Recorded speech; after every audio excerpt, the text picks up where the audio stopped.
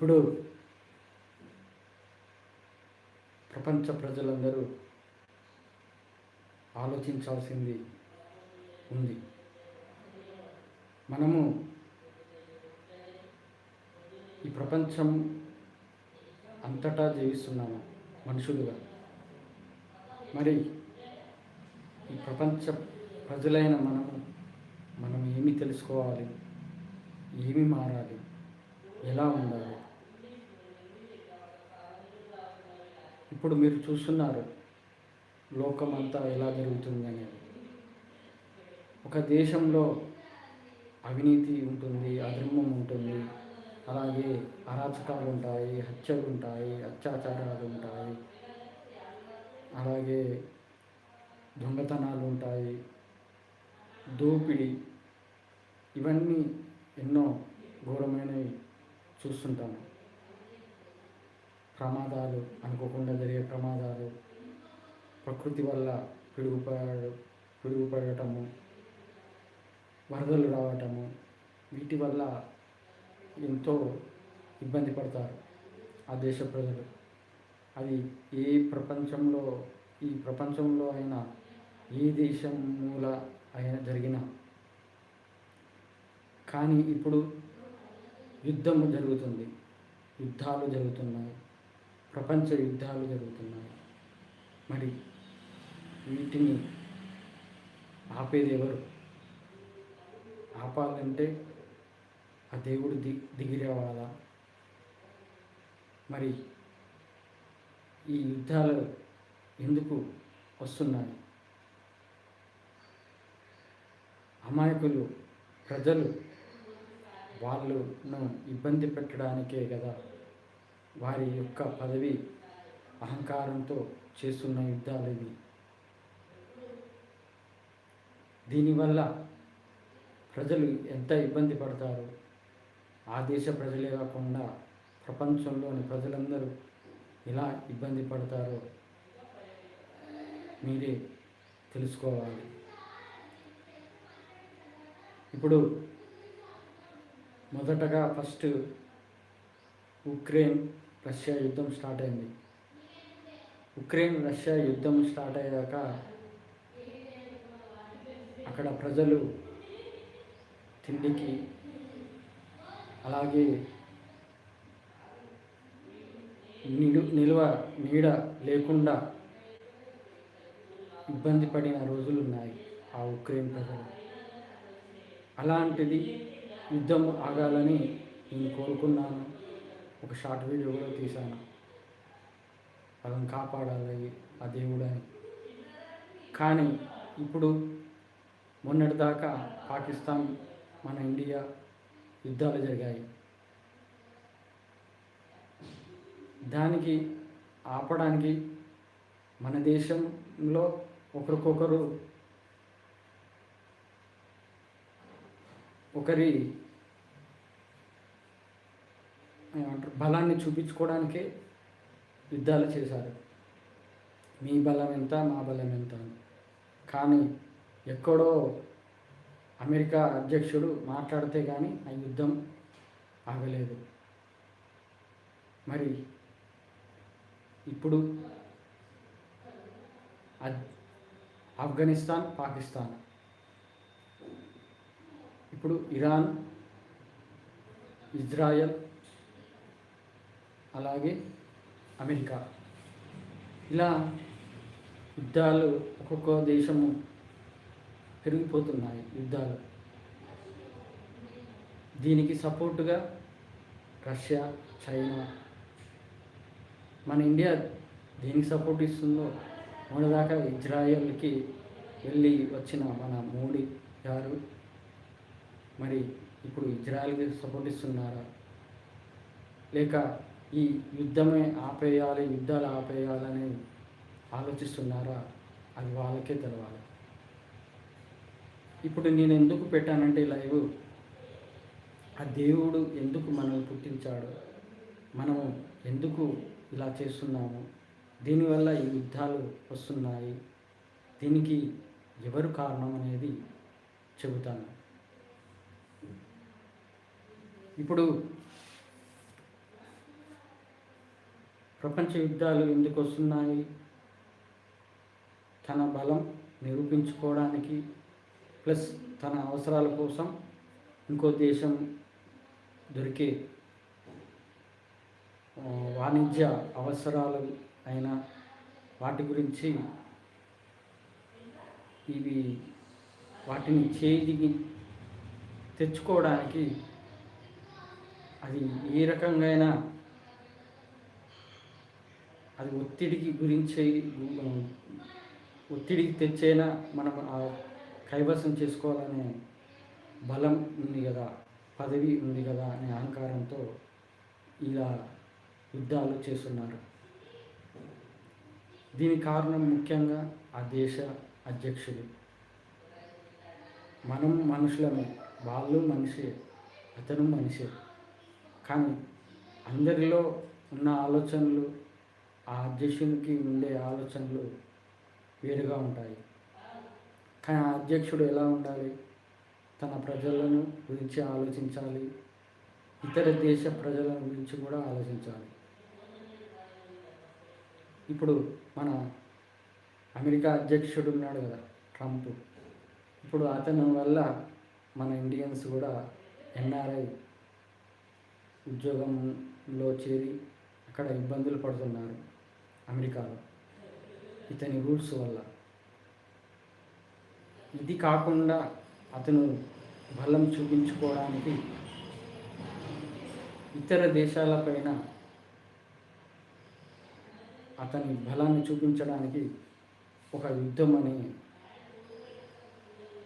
ఒక అవకాశాన్ని తీసుకుంటున్నాడు.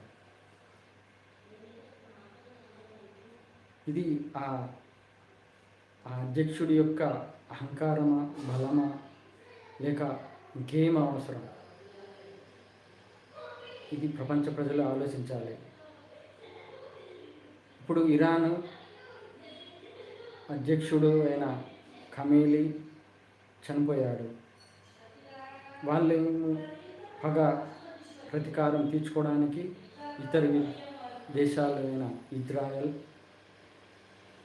ఏ సంబంధం లేని దుబాయ్ని, కువైట్, తన చుట్టుపక్కల ఉన్న దేశాల మీద బాంబులు వేసి ప్రజల్ని ఇబ్బందులను గురి చేస్తున్నాడు. దుబాయ్లో మన వాళ్ళు ఉన్నారు, మన వాళ్ళు అక్కడ ఇబ్బంది పడే విధానం నాకు తెలిసిన ఒక పర్సన్ కూడా ఉన్నాడు. రోజుకు హోటల్లో 25,000 ఖర్చు పెడుతున్నాడు జస్ట్ ఉండడానికి, తినడానికి ఈ యుద్ధ సమయంలో. అంటే ఎంత ఇబ్బందులు గురవుతున్నారు. ఇప్పుడు ఆ ఇరాన్ దేశం వాళ్ళు అసలు వాళ్ళకు ఓపిక లేకుండా పోయింది. అలాగే సంప్రదింపులకు కూడా అవకాశం ఇవ్వలేని పరిస్థితిలో వచ్చారు. అంతా జరిగినాక ట్రంప్ సంప్రదింపులు చేయండి అని అంటున్నాడు. కానీ ఆ ఇరాన్ దేశం ప్రజలు మా అధ్యక్షుడిని చంపినాక మీతోటి సంప్రదింపులు ఏంటి అనే ఆలోచనతో వాళ్ళు ప్రాణాలైనా వదిలేస్తాం మా అధ్యక్షుడి కోసం అని ఆలోచనతో తిరిగి యుద్ధం చేయడానికి వాళ్ళు ఎదురు తిరుగుతున్నారు. దీంట్లో ఏంటంటే అమాయకమైన ప్రజలు ఇబ్బంది పడుతున్నారు. మన దేశ ప్రజలే కాదు, ఇతర దేశ ప్రజలైనా ఎవరైనా. అసలు ఒక యుద్ధం చేసేటప్పుడు తన దేశ ప్రజల గురించి ఆలోచించాలి, ఇతర దేశ ప్రజల గురించి కూడా ఆలోచించాలి. అలా కాకుండా తన పదవి, అహంకారము, అలాగే బలాన్ని చూపించుకోవడానికి చేసే యుద్ధాలు అవి ఎప్పటికైనా ఇతర దేశ ప్రజలనే కాదు, తన దేశ ప్రజలను కూడా అట్టడుగున పడేస్తాయి. మరి ఇలాంటి ఈ దేశ అధ్యక్షులు ఉంటే ఎప్పుడు మారుతుంది. ఇప్పుడు ఇది ఇజ్రాయెల్పై పార్లమెంటు అయినా, ఇరాన్ పార్లమెంట్ అయినా ఇద్దరు బాంబులేసి కూల్చేసుకున్నారు. ఎవరికి నష్టం? వాళ్ళకి నష్టం. ఇది ఏంటంటే వాళ్ళల్లో తెలియనిది ఏంటంటే, వాళ్ళు మన బలం చూపించుకోవాలనే ఆలోచనతో తప్ప ప్రపంచ ప్రజలు ఇబ్బంది పడతారు. ఎందుకంటే ఇప్పుడు యుద్ధాలు పెరిగిపోతుంటే అక్కడ మనకు అవసరమైన ఆయిల్ అయినా, గ్యాస్ అయినా సప్లై ఆగిపోవడం వల్ల మనకు ఇక్కడ కాస్ట్ పెరిగిపోతుంది. మరి ఇలా కాస్ట్ పెరిగిపోతే సామాన్య ప్రజలు ఎలా బతుకుతారు? మిడిల్ క్లాస్ ఫ్యామిలీ ఎలా జీవిస్తారు? ఇక డబ్బున్న వాళ్ళైతే వాళ్ళు ఎంతైనా ఖర్చు పెడతారు. ఒక ఫ్లైట్ నుంచి రావడానికి 3.5 కోట్లు ఖర్చు పెట్టారంట, న్యూస్లో వచ్చింది, ఒక ప్రైవేట్ ఫ్లైట్కి. మరి అంత వాళ్ళ డబ్బున్న వాళ్ళకు నడుస్తుంది. మిడిల్ క్లాస్ ఫ్యామిలీ ఇది ఎట్లా అంటే, మనం ఇప్పుడు నిత్యావసర వస్తువులు కొనాలంటే ఒక 5-6 ఐటమ్ కొంటే 1000 రూపాయలు అవుతుంది. అలాంటిది పెట్రోలు, గ్యాస్ ఇవన్నీ రేట్లు పెరిగిపోతే ఇక మానవ జీవనం ఎలా కొనసాగిస్తారు ఫ్యూచర్లో? ఇది ఆ దేవుడే ఆపాలి. ఏంటంటే వారి కోసం మనము మానవ ప్రయత్నంగా ఆ దేవుణ్ణి వేడుకోవాలని ఈ లైవ్ చేస్తున్నాను. అది లాస్ట్కు చెబుతాను. ఇక ఇరాన్లో 165 మంది పిల్లలు చనిపోయారు. ముక్కు పచ్చలారా అంటే వాళ్ళకి ఏమీ తెలియని పసిపిల్లలు అలాంటిది ఘోరంగా చనిపోయారు. మరి దీనికి కారణం ఎవరు? ఈ పాపం ఎవరికి తగులుతుంది? అధ్యక్షుడిగా, లేకపోతే వాళ్ళ దేశ అధ్యక్షుడిగా, అంటే వాళ్ళ ప్రజలకా?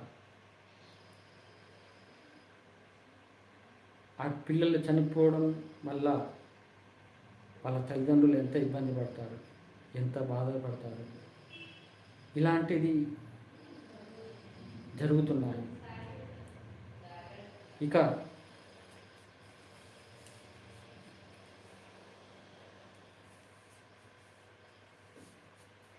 ఇంకోటి, ఇలా జరగటం కూడా ఆ దేవుని యొక్క ఆజ్ఞనే అవుతుంది. ఇప్పుడు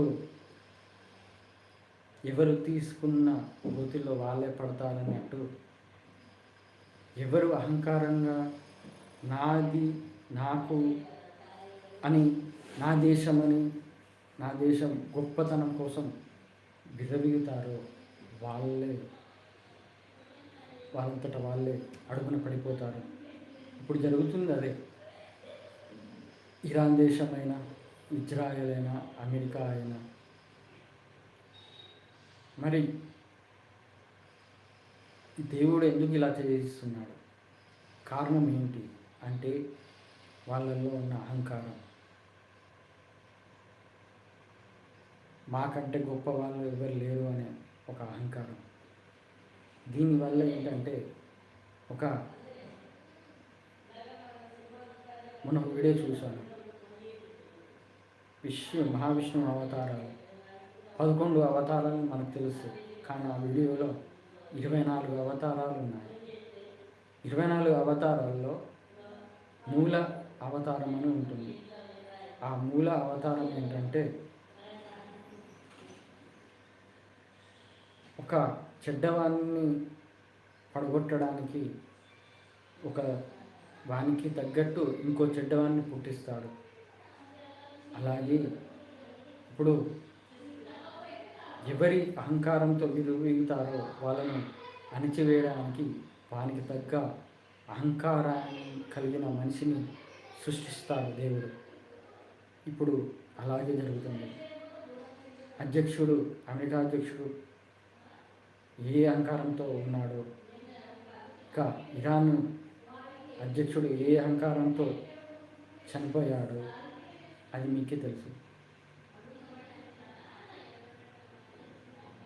ఇలా సృష్టించేది ఆయనే. ఆఖరికి ఆ సృష్టిని ఆపేయడమైనా నిర్మూలించడమైనా చేసేది ఆ భగవంతుడే. మరి ఇది ప్రపంచ ప్రజలు ఎప్పుడు తెలుసుకుంటారు? ఇక టెక్నాలజీ మనకు టెక్నాలజీ ఇవ్వడమే ఆ భగవంతుడు. నేను చెప్పాను, ఇప్పుడు మీ ద్వారా మొబైల్ ద్వారా మీకు మాట్లాడుతున్నాను. ఈ మొబైల్ని సృష్టించింది ఎవరు? ఒక మనిషి. ఆ మనిషి ఎక్కడ? ప్రపంచంలో ఎక్కడో పుట్టాడు, ఫారినర్ ఎవరో. మరి ఆ మనిషిని సృష్టించింది భగవంతుడే. ఆ మనిషికి ఆలోచన తెప్పించింది భగవంతుడే. ఇలా క్రియేట్ చేసి ఈ మొబైల్ను ఇచ్చింది, ఇప్పుడు మీతో మాట్లాడడానికి కారణం కూడా ఆ భగవంతుడే. అలాగే టెక్నాలజీని పెంచాడు. ఒక్కొక్క వస్తువును సృష్టించి టెక్నాలజీని పెంచుకుంటూ పోతున్నాము. కానీ ఇలా టెక్నాలజీ పెరుగుతున్న కొద్దీ దేశం ప్రజలైనా, ఆ టెక్నాలజీ వాడుకుంటున్న ప్రజలైనా నాది ఇది అని గొప్పగా చూసుకుంటున్నారు, మురిసిపోతున్నారు. మరి ఇలా నాది అనే అహంకారము, నేను అనే అహంకారంతో జీవిస్తున్నారు. ఇప్పుడు అక్కడ యుద్ధ విమానాలైనా, యుద్ధ బాంబులైనా ఇవన్నీ సృష్టించింది కూడా మానవుడే. ఇప్పుడు భూమిలో పెట్రోల్, డీజిల్ అక్కడ ఇరాన్లో ఉన్నాయంటున్నారు కదా, మరి వాళ్ళు ఏమైనా సృష్టించారా? ఆ ఇరాన్ ప్రజలు ఏమైనా సృష్టించారా భూమిలో వెళ్ళి? అది దేవుడు ఇచ్చాడు.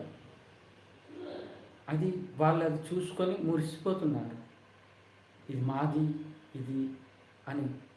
కానీ వాళ్ళు ఒక ఆలోచన చేస్తే ఇది మాది కాదు, ఆ దేవుడు ఇచ్చింది అనే భావనతో ఉంటే అది వాళ్లకు మంచి జరిగేది. అలా ఆ దేశ అధ్యక్షుడు అలా ఉండడం వల్లనే నాది ఈ దేశం, నా దేశంలోని ఈ సరుకులు అన్నీ నాయే అనే ఆలోచనతో ఉండడం వల్లనే ఇప్పుడు యుద్ధం స్టార్ట్ అయింది. చివరికి ఆ అహంకారంతో ఆయన చనిపోయాడు అనుకోండి, అహంకారమే ఆయనను అణిచివేసింది అనుకోండి. మరి ఇలా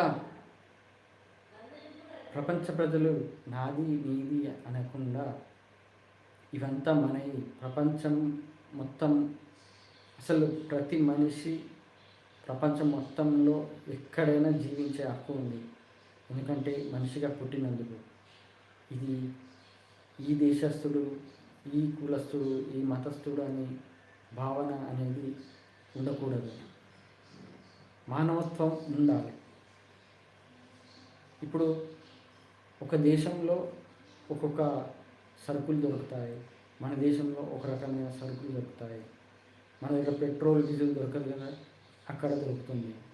మరి ఇలా ఒకరికొకరు సంప్రదింపులు చేసుకొని ఆ పెట్రోల్ తీసుకొని మనకి ఇక్కడ లభించే వస్తువులను అక్కడ సప్లై చేయడం, ఇవన్నీ ఇంపోర్ట్ ఎక్స్పోర్టు జరుగుతూ ఉంటాయి. ఇదే భావన మానవత్వంతో ఉండాలి. ప్రపంచ ప్రజలందరూ మనుషులే. ప్రపంచ ప్రజలందరూ మానవత్వంతో ఉంటే ఈ యుద్ధాలు అనేవే ఉండవు. అసలు ఈ దేశ అధ్యక్షులే మెయిన్ పొలిటీషియన్స్. ప్రపంచ ప్రజలు వాళ్ళకి హక్కు ఉంది ఓటు వేసి గెలిపించినందుకు. ఆ ఓటుని డబ్బుతో కొనడం చేయడం వల్ల ఇంకోటి ఏంటంటే ప్రపంచ ప్రజలకు అడిగే హక్కు ఉంది.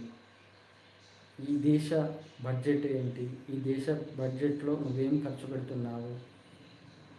ప్రతి నెల ఈ బడ్జెట్, ఇంత బడ్జెట్ దేనికి పోతుంది అనేది ఒక లెక్కలు ఇవ్వాలి. ఆ దేశ అధ్యక్షుడైనా, ఆ దేశ రాష్ట్ర ఎవరైనా, రాష్ట్ర అధ్యక్షుడైన, సీఎం అయినా దేనికి ఏది ఖర్చు పెడుతున్నాము అనేది ప్రజలకు వివరించాలి. అలాగే ఏ దేశ అధ్యక్షుడైనా, ఏ రాష్ట్ర అధ్యక్షుడైనా ఒక పని చేయాలంటే, మంచి పని చేయాలంటే ఆ ప్రజలను అడగాలి, వాళ్ళ పర్మిషన్ తీసుకోవాలి.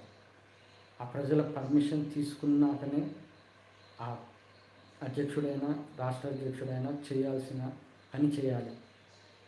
ఇప్పుడు ఐఏఎస్, ఐపీఎస్ వాళ్ళు చదువుకుంటారు, ఎంతో కష్టపడి ఐఏఎస్, ఐపీఎస్ అవుతారు. కానీ ఇప్పుడు ఏమైంది? వాళ్ళకు విలువ ఉందా? చదివితే అక్షరముక్క రానివాడికి, గుండాయిజం చేసి రాజకీయంలోకి వచ్చి నాయకుడిగా నిలిచిన వాడికి నమస్తే చెప్పడం, ఇలా వాళ్ళ చదువులను అంతకన్నా కష్టపడి చదువుకున్న వాళ్ళకు ఆత్మాభిమానం చంపుకొని, అయ్యో ఇంత చదువుకొని నా జ్ఞానాన్ని ఒకరికి పంచలేకపోతున్నాను, వాళ్ళకు తెలుస్తుంది. ఐపీఎస్ అంటే పోలీసు, ఎక్కడ క్రమశిక్షణగా ఉంచాలి, ప్రజల్ని ఎలా ఉంచాలనేది ఐపీఎస్. ఐఏఎస్ ఎక్కడ ఎంత బడ్జెట్, ఎవరికి, ఈ ఊరికి, ఈ జనాలకు, ఇంతమంది జనాభాకు ఎలా సప్లై చేయాలి, ఎలాంటి వస్తువులు ఇవ్వాలి అనేది ఐఏఎస్కి తెలుస్తుంది. కానీ ఎవరి ఇష్టారాజ్యంగా వాళ్ళు రాజకీయ నాయకులు చేయడం వల్ల, ఇప్పుడు రాజకీయ నాయకుడే కదా అమెరికా అధ్యక్షుడైన, మరి అలా ఇవ్వడం వల్ల వాళ్ళే మనల్ని గంగలో ముంచేస్తున్నారు. ఏంటంటే ఇలా అహంకారం వల్ల, పదవి అహంకారం వల్ల యుద్ధాలకు దారి చేస్తున్నారు. ఇలా టెక్నాలజీ ఉన్నా కానీ, ఆ దేవుడు ఇస్తున్న కొద్దీ కానీ ప్రజల్లో మార్పు రావట్లేదు. నేను ఎందుకు పుట్టాను, ఎందుకు ఈ జన్మ ఎత్తాను, ఈ జన్మ ఎందుకు ఇలా కష్టాలు, బాధలు, నరకాన్ని అనుభవిస్తున్నాననేది ఆలోచించకుండా తినడం, పడుకోవడం, తెల్లారిందా అన్నట్టే ఉంటున్నాడు ప్రపంచ ప్రజలందరూ. ఇక ఒకరి మీద ఒకరు కోపంతో తొందరపడుతున్నారు. నా బలం నాది అన్నట్టు చూపించుకొని, అలాగే తన ఇరాన్ అధ్యక్షుడిని చంపినందుకు అమెరికా మీద కసితో, కోపంతో అమెరికా బేసిస్ అంటే కార్యాలయం మీద బాంబులు వేసి సామాన్య ప్రజలను కూడా చంపేస్తున్నారు. ఇలా ఒకరి మీద ఒకరి కోపం. అది భగవద్గీత ప్రకారం అహంకారం ఉండద్దు, కోపం ఉండద్దు. ఎవరి అహంకారం వాళ్ళనే అనగదిస్తుంది, ఎవరి కోపం వాళ్ళని అనగదిస్తుంది. మరి ఇలా జరుగుతుంటే ఆ భగవంతుడు ఎందుకు ఊరుకుంటున్నాడంటే, ఎవరి కర్మలను వాళ్ళే ప్రతి కర్మగా అనుభవించాల్సి వస్తుంది. దానికి నేనేం చేయలేను. ఎవరైతే ఈ కర్మలు అన్నీ చేసేటి నాది కాదు, ఆ భగవంతుడు చేస్తున్నాడు, ఆ భగవంతునికే వదిలేసి, ఆ భగవంతుడి చెప్పిన భగవద్గీత ప్రకారం నడుస్తూ ఎవరైతే అలా వెళ్తారో వాళ్ళనే దేవుడు కాపాడుతూ ఉంటాడు, రక్షిస్తూ ఉంటాడు. ఈ ప్రపంచ ప్రజల్లో ఇంత యుద్ధాలు జరుగుతున్నా కానీ కొంతమంది ప్రజలు ఏంటంటే మాకెందుకు, మాకేం ఇప్పుడు మంచిగానే ఉన్నాం కదా, మాకు ఏమీ ప్రాబ్లం లేదు కదా అనే ఆలోచనతో ఉన్నారు. కానీ వాళ్ళు వాళ్ళ స్వార్థం, వాళ్ళ కుటుంబం బాగుంటే చాలు, వాళ్ళ దేశం బాగుంటే చాలు అనే ఆలోచన. కానీ ఇతర దేశాల గురించి, ఇతర ప్రజల గురించి ఎంతమంది ఆలోచిస్తున్నారు? అయ్యో మనలాగనే పిల్లలు కలిగిన వాళ్ళు ఉన్నారు, తల్లిదండ్రులు కలిగిన వాళ్ళు ఉన్నారు అని ఆలోచన ఎంతమంది చేస్తున్నారు? ఇలా స్వార్థంగా జీవించడమే ఆ భగవంతునికి నచ్చట్లేదు. దీనివల్లనే ఏమవుతుంది, ఇలాంటి అప్పుడు కరోనా వచ్చింది. కరోనా చైనాలో ఫస్ట్ మొదలైతే మనకెందుకు వస్తుందిలే అని అనుకున్నాం. కానీ ఆ చైనా వల్లనే కొన్ని కోట్ల ప్రజలు చనిపోయారు. అది ఒక్కొక్కటి దేవుడు నేర్పిస్తున్నా కానీ దాని ద్వారా మనం నేర్చుకోవాల్సింది కాక జీవితం అంటే ఇదే అన్నట్టు జీవిస్తున్నారు.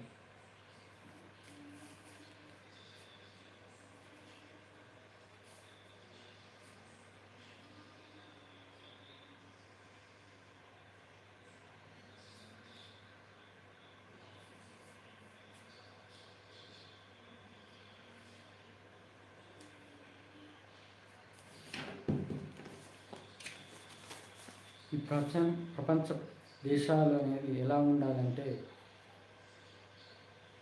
ఎవరి అవసరాల ప్రకారం ఆ దేశంలో ఎలాంటి సరుకులైనా ఎలా జీవన కొనసాగిస్తున్నా ఇతర దేశాల ప్రజలలో వాళ్ళకి ఏ అవసరం ఉన్నా ఆ దేశ అధ్యక్షుడు ఈ దేశ అధ్యక్షుడు మాట్లాడుకొని మ్యూచువల్ అండర్స్టాండింగ్ చేసుకొని సప్లై చేసుకొని వాళ్ళ లాభం వీళ్ళ లాభం అలా చూసుకోవాలి. అంతేకాని దౌర్జన్యంగా దాడి చేసి లాక్కోవడం అనేది అది ఆ సొంత దేశ ప్రజలకే నష్టం అవుతుంది. అది ఇప్పుడు కాకపోయినా ముందు ఆ పాపం అనేది ఎప్పుడు పోదు. 150 మంది పిల్లలు చనిపోయారంటే ఆ పాపం అది ఇజ్రాయెల్ వేసిన ఆ బాంబు వల్లనే కదా. మరి ఆ దేశ ప్రజల్ని ఆ పాపం ఎప్పుడైనా పట్టుకొని ఉండాల్సిందే, అది ఆ పాపానికి అనుభవించాల్సిందే. ఇలా ఉంటాయి.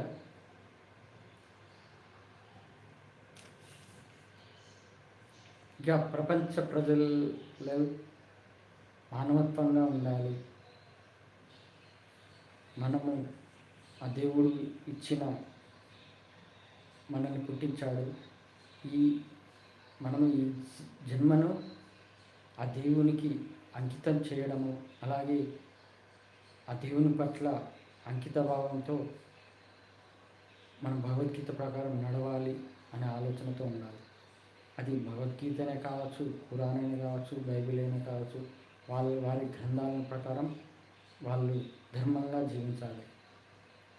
ఇలా ఒక దేశం ఆకలితో అలమటించకుండా ఒకరు ఒక దేశం హెల్ప్ చేసుకుంటే అప్పుడు ప్రపంచ ప్రజలందరూ సుభిక్షంగా ఉంటారు.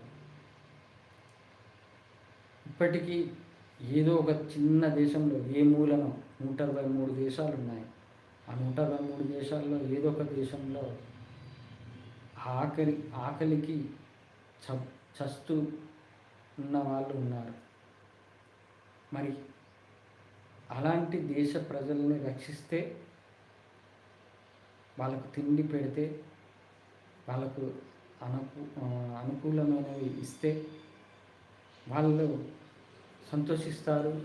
వాళ్ళ మనసులో ఏంటంటే ఎదుటి వాళ్ళకు దేవుడు ఉన్నాడని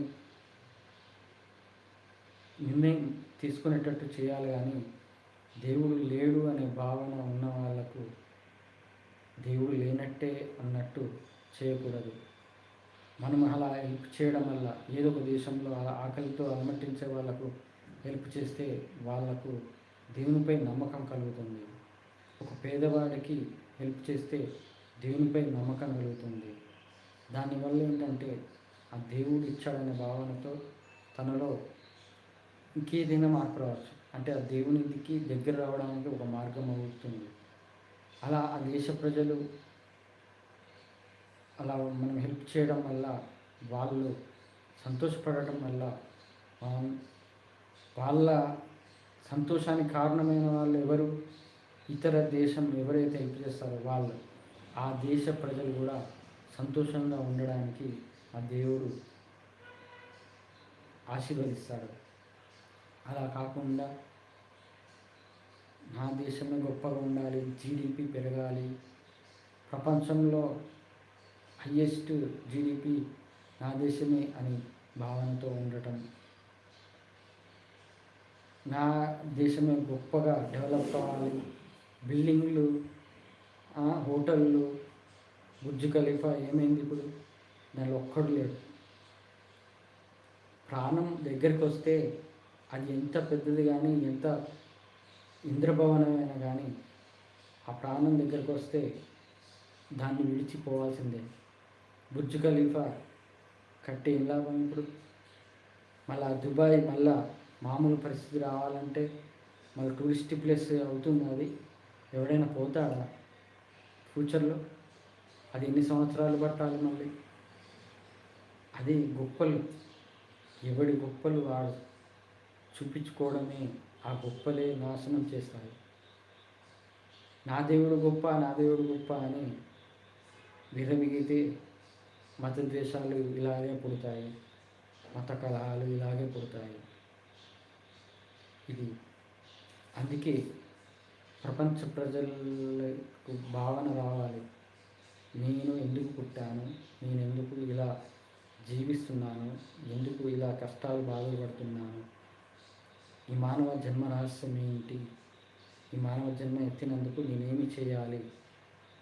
ఈ డబ్బు సంపాదించడం కాదు, దీనికన్నా తెలుసుకోవాల్సింది ముఖ్యమైనది ఏంటి అనేది ఆ ప్రపంచ ప్రజలు ఆలోచించాలి. అలాగే ఏ దేశ ప్రజలు ఇబ్బంది పడుతున్నారో వాళ్ళకి సహాయం చేయాలి. దాని ద్వారా ఇతర దేశ ప్రజలు కూడా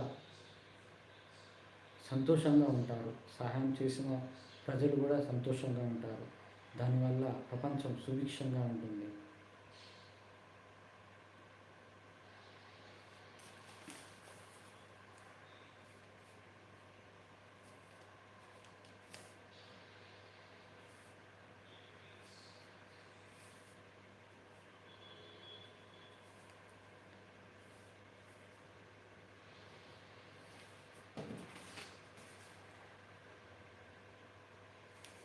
ముఖ్యంగా మత పిచ్చి వల్ల యుద్ధాలు కూడా స్టార్ట్ అయ్యాయి.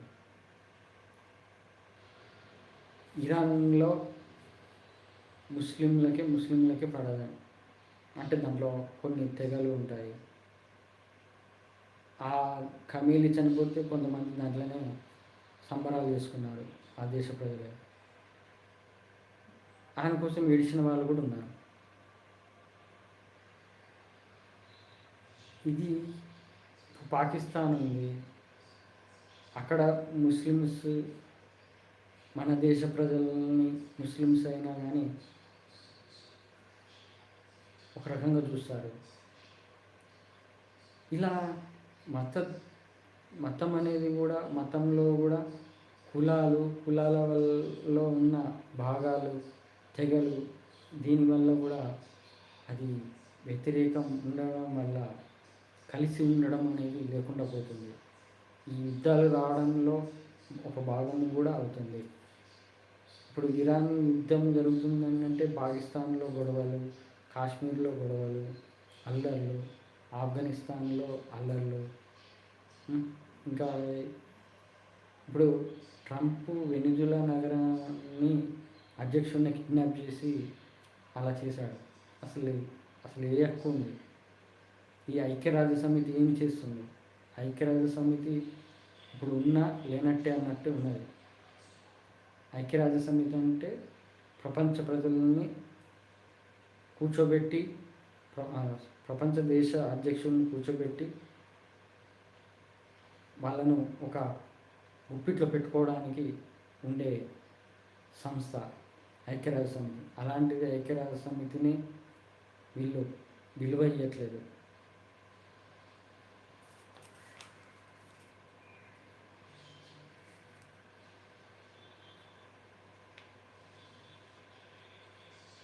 ఇప్పుడు ఇలా ఇరాన్ యుద్ధం జరుగుతుంటే వాళ్ళు వీడియో తీశారు, వీడియో కూడా పంపించారు. మా దగ్గర ఇన్ని యుద్ధ విమానాలు ఉన్నాయి, ఇన్ని రాకెట్లు ఉన్నాయి, ఇన్ని బాంబులు ఉన్నాయి అని వీడియో కూడా తీసి పంపించారు. ఏంటంటే వాళ్ళ గొప్పలు చూపించుకోవడానికి. ఇప్పుడు ఇదేమైంది, ఇరాన్ బీభత్సంగా బాంబులు వేస్తున్నది. కానీ ఇప్పుడు అమెరికా అధ్యక్షుడు ఆల్రెడీ ఏం ఆలోచిస్తాడు, ఇప్పుడు నేను వెనుకకు అడుగు వేస్తే నా పరువు పోతుంది, అమెరికా పరువే పోతుంది అనే ఆలోచనతో తను తగ్గడు. దానివల్ల ఏమవుతుంది, తనలో ఉన్న అహంకారం వల్ల అది ప్రతి యుద్ధం అయ్యి దానికి ఇంకా పెరిగిపోతుంది, మంట పెరిగిపోతుంది. ఇది అలా ఆలోచించడం వల్ల. కానీ ప్రజల గురించి ఆలోచించడు, తన దేశ ప్రజల గురించి ఆలోచించడు. ఇప్పుడు ఏమవుతుందంటే ప్రపంచ దేశాలన్నీ అమెరికాపై చూస్తుంది. ఏమని, ఈ ప్రపంచ అధ్యక్షుడి వల్ల ఈ అమెరికా ప్రజలకు కూడా ఒక రెస్పెక్ట్ అనేది పోతుంది. ఈ వాళ్ళ వైపు ఎవరు చూడరు, వాళ్ళ మంచితనాన్ని గుర్తించరు. మంచితనం అనేది లేకుండా పోతుంది అమెరికా. అది అలా తెచ్చుకుంటుంది ఒక అధ్యక్షుడి వల్ల.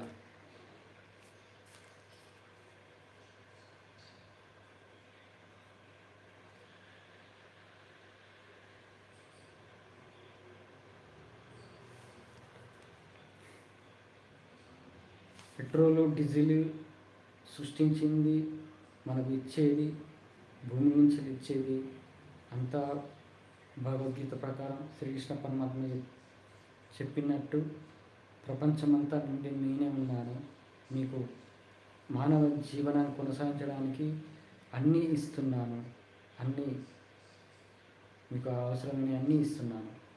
సృష్టించి అయినా నేను ఏడుకొండల వెంకటేశ్వర బాధపడుతున్నాడు అనే వీడియోలో చెప్పాను. ఆయన మాటగా ఎలా మీకు చెబితే మీకు ఏమేమి ఇచ్చాను, మీరు నాకు కృతజ్ఞత భావంతో ఏమి చేస్తున్నారు, ఏమి ఇస్తున్నారు అనే ఆలోచనతో ఎలా మాట్లాడతాడో అనేది ఆ వీడియోలో చెప్పాను. ఇప్పుడు కూడా అదే అంటున్నాను. పెట్రోల్ డీజిల్ ఇవన్నీ రావడము, భూమి నుంచి రావడము, ఇవన్నీ భగవంతుడు సృష్టించాడు. ఆ భగవంతుడు సృష్టించి మనకిచ్చినందుకు మనం కృతజ్ఞత భావంతో ఆ దేవునికి మనము భగవద్గీత ప్రకారం నడవాలి.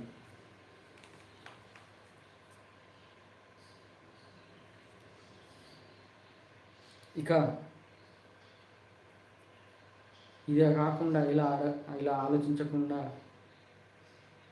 నాది నేను ఈ రెండు మాటల వల్ల భగవద్గీతలోనే చెప్పాడు శ్రీకృష్ణ పరమాత్మ. నాది నేను అనేది తీసేసి ఆ పరమాత్ముడు చేస్తున్నాడు అనే భావనతో, ఆ పరమాత్మపై నమ్మకంతో యుద్ధం చేయి అర్జున అని శ్రీకృష్ణ పరమాత్మ చెప్పాడు. ఆ నాది నేను అనే ఆలోచనతో ఈ అధ్యక్షులు, ఆ ప్రపంచం దేశమైన ఇరాన్ అయినా అమెరికా అయినా అక్కడ లభించే వాటి వల్ల వాళ్ళు ఏది చూసుకొని మురుస్తున్నారో అది వాళ్ళకే, ప్రపంచ ప్రజలని నాశనం చేయడమే కాక వాళ్ళ దేశ ప్రజలను కూడా నాశనం చేసే అవకాశం తెచ్చుకుంటున్నారు ఆ దేశ అధ్యక్షులు.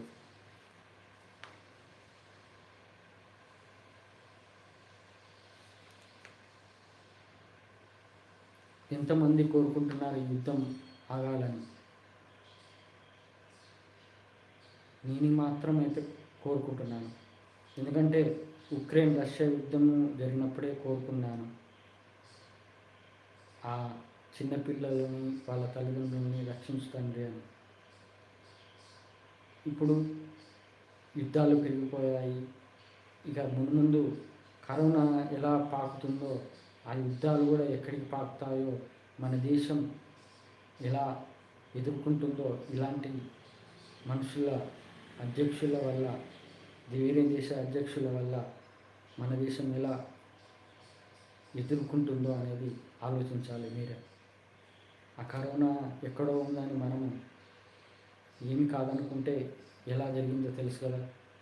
అది అందుకే ఆ దేవుణ్ణి ప్రార్థించండి అందరూ, ఆ దేవుణ్ణి వేడుకోండి మీ పిల్లల కోసం. మీ ముసలి వాళ్ళైతే మీ మనవడు మనవరాల కోసం.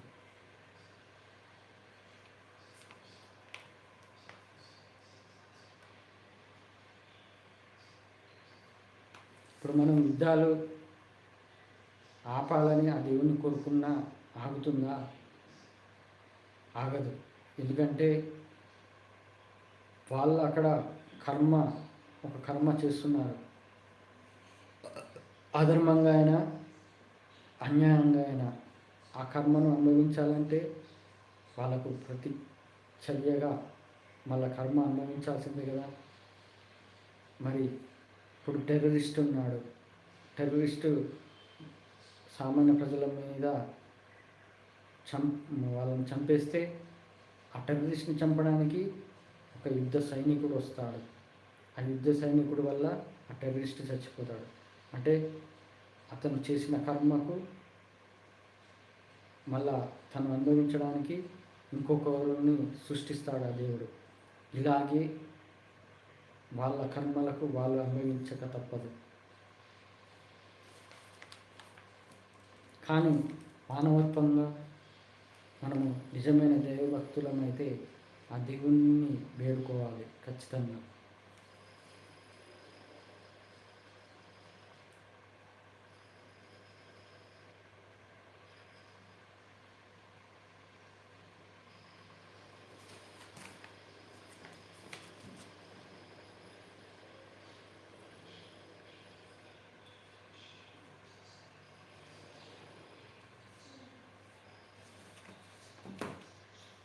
నేను కోరుకుంటున్నాను ఆ ఏడుకొండ వెంకటేశ్వర స్వామిని, ఈ ప్రపంచ ప్రజలను సుభిక్షంగా ఉండాలంటే నా దైవ కార్యంలో భాగంగా ఆయన భగవద్గీతను అనువదించి ఈ దేశ ప్రజలకు అందించాలి, ఈ ప్రపంచ ప్రజలకు అందించాలి. వాళ్ళలో ఉన్న జీవి ఇప్పుడు అందరూ ప్రపంచ ప్రజలందరూ జీవులుగా జీవిస్తున్నారు. ఏంటంటే బయట మూగజీవి, కుక్క అయినా పందైనా ఏదైనా జీవులు వాటి సంపాదించుకుంటాయి, తింటాయి, పడుకుంటాయి. మళ్ళీ తర్వాత తెల్లారినాక మళ్ళీ అదే రొటీన్, పిల్లల్ని కంటాయి, అన్నీ చేస్తాయి.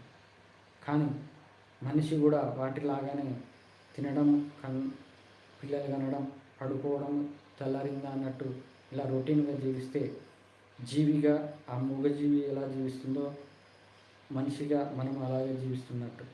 అలా దానికి మనకు తేడా ఉండాలంటే మనము మనలోని ఆత్మను తెలుసుకోవాలి. ఆత్మజ్ఞానం అనేది ఒక భగవద్గీత ద్వారానే తెలుసుకోవచ్చు. ఆ భగవద్గీతను పూర్తిగా నేర్చుకోవాలి. ఆ తర్వాత మన జీవిని జీవాత్మగా మార్చుకోవడం, ఈ శరీరం అనే జీవిని జీవాత్మగా మార్చుకొని అప్పుడు ఆత్మజ్ఞానం తెలుసుకున్నప్పుడు అప్పుడు నీలో ఉన్న పరమాత్మ ఏంటో తెలుస్తుంది. ఆ పరమాత్మ నీకోసం ఏమి చేస్తున్నాడు, నీకోసం ఎలా తప్పిస్తున్నాడు, నిన్ను దగ్గర తీసుకోవడానికి ఎలా మారుస్తున్నాడు అనేది ఆత్మజ్ఞానం తెలుసుకున్న వాళ్ళకు అర్థమవుతుంది. అప్పుడు జీవాత్మ పరమాత్మగా మారుతుంది.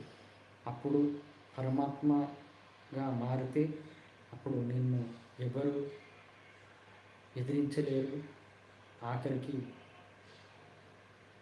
ఎవరు నీ జోలికి రాలేరు కూడా.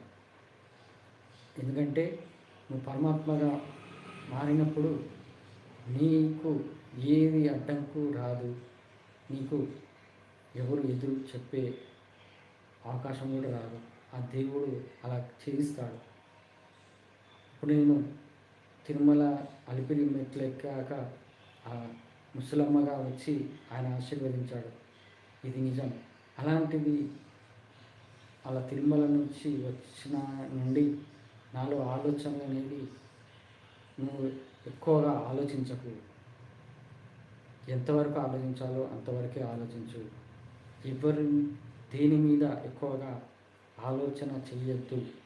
పూర్తిగా నాపైనే ఆలోచన ఉంచు అనే ఆలోచన తెప్పించాడు. దీని ద్వారా ఏంటంటే ప్రతిరోజు ఆయన కలలో రావటము, తిరుమలలోనే తిరిగినట్టు, తిరుపతిలోనే ఉన్నట్టు, మెట్లు ఎక్కుతున్నట్టు అలా ప్రతిరోజు ఆయనే కళ్ళలోకి రావడం జరుగుతుంది. ఇదేంటంటే మనము జీవి నుండి జీవాత్మగా, జీవాత్మ నుండి పరమాత్మగా మారాము కాబట్టి అది ప్రపంచ ప్రజలు తెలుసుకోవాలి. ఫారినర్స్ మన హిందూ సాంప్రదాయం గౌరవించి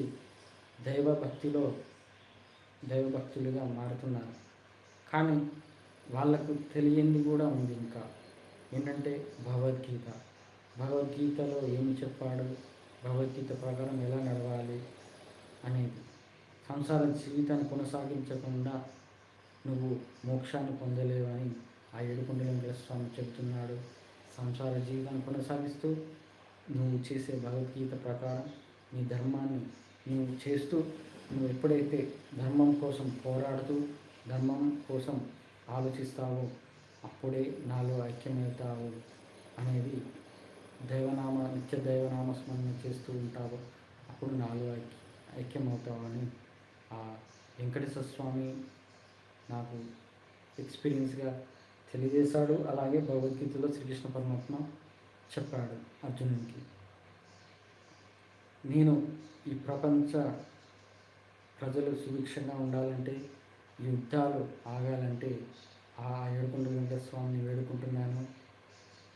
వెంకన్న తండ్రికి విన్నవించుకునేది ఏంటంటే, ఈ ప్రపంచ ప్రజలందరూ అమాయకులు. ఏంటంటే వాళ్ళకు తెలిసిందే జ్ఞానం అనే భావనతో ఉండే అమాయకులు. ఇది నేనే చేశాను, నేనే నాది అని, ఇంకెవ్వరు లేరు నాకంటే అనే భావనతో ఉండే అమాయకులు ఉన్నారు. అలాగే ఎంత పెద్ద దేశ అధ్యక్షుడైనా నాకంటే గొప్పగా వారు ఎవరు లేరు అని అనుకునే భావన ఉన్న అమాయకులు ఉన్నారు. భగవద్గీతను పూర్తిగా తెలుసుకోకుండా తను భక్తుడు అని అనుకునే అమాయకులు ఉన్నారు. నిజమైన దైవభక్తుడిగా మారకుండా నాపై దైవానుగ్రహం ఉందని భావించే అమాయకులు కూడా ఉన్నారు. ఇలాంటి ప్రపంచ ప్రజలను నువ్వు అమాయకుడుగానే చూస్తావు. కానీ వాళ్ళ కర్మను బట్టి వాళ్ళ ప్రతికర్మ నడుస్తుంది కాబట్టి అది ఆ భగవంతుడు కూడా ఆపలేడు. కానీ మనము మానవత్వంగా ఆ దేవునికి ప్రార్థన చేయాలి. ఏంటంటే ఈ యుద్ధాల వల్ల చిన్నపిల్లలు, ఎందుకంటే ఆ చిన్నపిల్లలు వాళ్ళు జీవితంలో నేర్చుకోవాల్సింది ఏంటి? భగవంతునికి దగ్గర అవ్వడం. మరి అలా అవ్వకుండా మధ్యలోనే చనిపోతున్నారు. ఇలాంటి చిన్నపిల్లల కోసమైనా ఆ చిన్నపిల్లల మీద ఆశతో జీవిస్తూ ఆ తల్లిదండ్రులు ఎంతో చిన్నపిల్లలు పోగొట్టుకున్నందుకు బాధపడుతున్నారు. ఇలాంటి ఆ తల్లిదండ్రుల కోసమైన ఆ యుద్ధాలను ఆపాలని ఈ ప్రపంచ దేశ ప్రజలందరూ సుభిక్షంగా ఉండడానికి ఏదో ఒక మార్గాన యుద్ధాలు ఆపడానికి ఆ ఏడుకొండల వెంకటేశ్వర స్వామి ఏదో ఒక మానవ ప్రయత్నంగా చెయ్యాలి. అలాగే ఈ ఛానల్ సబ్స్క్రైబర్లైన అందరూ నన్ను అనుసరిస్తూ నా రూట్లో వచ్చే వాళ్ళైనా వాళ్ళు కూడా దేవుణ్ణి కోరుకోవాలని, ఇక ఆ ఏడుకొండల వెంకటేశ్వర స్వామి ఈ ప్రపంచ ప్రజలని సృష్టించింది ఆయనే. ప్రపంచ ప్రజల్ని జీవనం కొనసాగించడానికి ఇచ్చేది కూడా ఆయనే. అలాంటి ఆ ఏడుకొండల పైన ఉన్న ఆ వెంకటేశ్వర స్వామి ఖచ్చితంగా యుద్ధాలు ఆపేటట్టు చేస్తాడని కోరుకుంటున్నాను. మనసారా ఆ ఏడుకొండల వెంకటేశ్వర స్వామిని కోరుకుంటున్నాను. ఓం నమో వెంకటేశాయ నమః. ఇక ఈ స్పెషల్ లైవ్ ప్రపంచ ప్రజలు తెలుసుకోవాలి. ప్రపంచ ప్రజలు ఇలాంటి ఎన్నో ఘోరమైన వస్తాయి, ఎందుకంటే కలియుగం కాబట్టి. ఈ కలియుగంలో నుండి బయటపడడానికి తెలుసుకోవాల్సింది ఉందని వాళ్ళకు రావాలి, ఆలోచన రావాలి. అప్పుడే ఈ ప్రపంచ దేశ ప్రజలు కూడా సుభిక్షంగా ఉంటారు. ఇకపై మళ్ళీ కలుసుకుందాము.